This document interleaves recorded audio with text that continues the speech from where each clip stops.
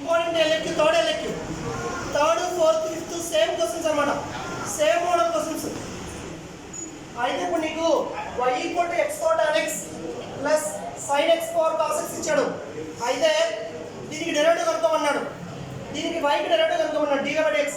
అయితే ఇది సమ్ కావాలంటే కొన్ని ఫార్ములాస్ కావాలి. log of a power m అంటే m log a, అలాగే డెరివేటివ్ ఆఫ్ u అంటే udv ప్లస్ vdu, అలాగే డెరివేటివ్ ఆఫ్ log x అంటే 1/x, derivative of sin x అంటే cos x, derivative of cos x అంటే minus sin x, derivative of tan x అంటే secant square x అనేవి ఈ formulas అని మనకు కావాలి. వాటన్నిటి ముందే మనం ఒకసారి రివైజ్ చేసుకున్నాం.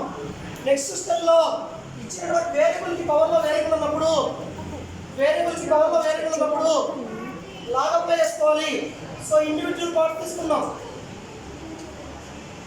u = x tan x, అలాగే v = sin x power cos x.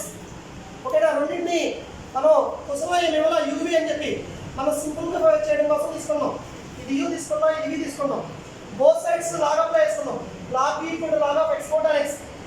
log a power formula ప్రకారం m log a అవుతుంది, అంటే పవర్లో ఉన్నది ముందుకు వస్తుంది, అంటే tan x * log x అవుతుంది. tan x * log x అవుతుంది. ఇది ఫస్ట్ ఫంక్షన్, ఇది సెకండ్ ఫంక్షన్. డెరివేటివ్ చేసినప్పుడు uv ఫార్ములా వేసుకోవాలి, అంటే u * derivative of v plus v * derivative of u, అంటే ఇప్పుడు మనకి tan x * derivative of log x అంటే 1/x plus log x * derivative of tan x అంటే secant square x, derivative of tan x అంటే secant square x. అలాగే log u derivative చేసుకుంటే 1/u du/dx, 1/u du/dx. అలాగే ఇక్కడ నీకు v = sin x power cos x అన్నాం కాబట్టి log v తీసుకున్నట్లయితే log of sin x power cos x అవుతుంది. పవర్లో ఉన్నటువంటి cos x అనేది ముందుకు వస్తుంది, అంటే cos x * log sin x అవుతుంది. ఇది u, ఇది v. ఓకేనమ్మా, అంటే ఇక్కడ మనకి డిఫరెన్షియేట్ విత్ రెస్పెక్ట్ x చేసినప్పుడు log v derivative 1/v dv/dx అవుతుంది. cos x * log sin x derivative first function into derivative of second function plus second function into derivative of first function, అంటే cos x * derivative of log sin x 1/sin x into sin x derivative cos x plus log sin x into sin x derivative ఇక్కడ నీకు cos x derivative minus sin x అవుతుంది. ఆ తర్వాత స్టెప్లో ఇక్కడ u అనేది transform అవుతుంది. u ప్లస్లో నీకు డైరెక్ట్గా x tan x సబ్స్టిట్యూట్ చేస్తున్నాం. u ని ట్రాన్స్ఫార్మ్ చేసుకోవాలి. u ప్లస్లో x tan x సబ్స్టిట్యూట్ చేసుకున్నాం. అలాగే ఈ v ని ట్రాన్స్ఫార్మ్ చేసుకున్నాం.